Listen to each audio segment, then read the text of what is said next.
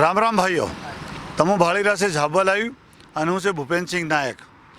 હું હમણે આ બેતુલ અમદાવાદ 4 લેન ઉપર ઊભો છે અને આ અહીંયા જૂનો આરટીઓ કહેવાય કે આ ગાડીઓ રોકે અને ગાડીઓને ચેક કરે તેમાં કાગદિયા છે કે નહીં મળે, ફિટનેસ છે કે નહીં મળે, ઓવરલોડ છે કે એમાં અંડરલોડ છે, એવું બધું ચેક કરે.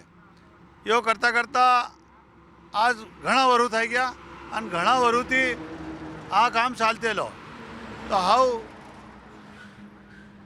गए साल 2024 में अपन डॉक्टर मोहन यादव साहब आ एमपी नो मुख्यमंत्री बन्यो અને તેને એના ડ્રાઈવર છે યા ગાડીઓના માલિક છે, બધા ટ્રાન્સપોર્ટર છે, ત્યાં ભેળા થઈને વર્ષોથી શિકાયત કરતેલા કે આવો એના આરટીઓ ઉપર યા જો અમારા કાગદિયા કમ્પ્લીટ હોય તો બી અમારથી રૂપિયા લે, જરીક ઊંચો નીચો થાય તે રૂપિયા લે, એને બંધ કરો.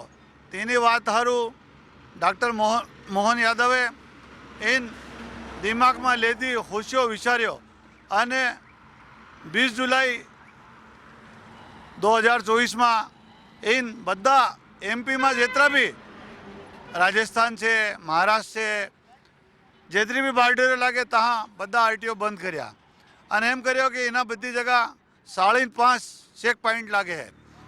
તેના ચેક પોઈન્ટમાં સમય પર આરટીઓના કર્મચારી અને નગર સૈનિક એના ગાડીઓના બધા કાગદિયા ચેક કરે, જેમાં ભૂલ હોય તેને પેનલ્ટી લગાડે, રસીદ આલે અને સરકારનો રૂપિયો ભેળો કરે.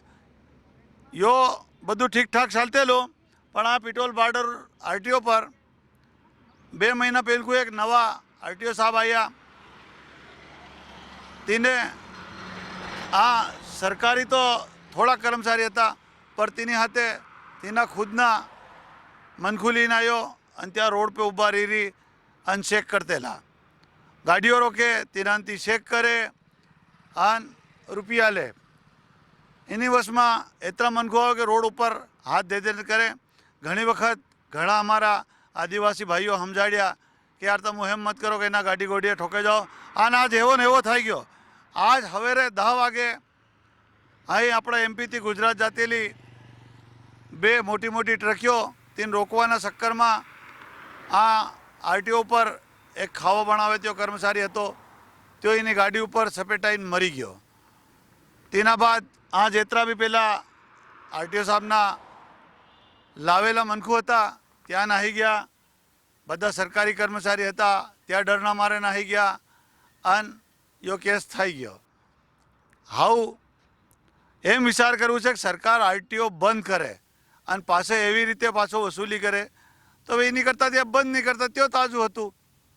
તો હાઉ સરકારને વિચાર કરવો જોઈએ કે અમુક કેવી રીતે અમારા ઝાબા જિલ્લાની બોર્ડરના યા આરટીઓ સલાડીએ.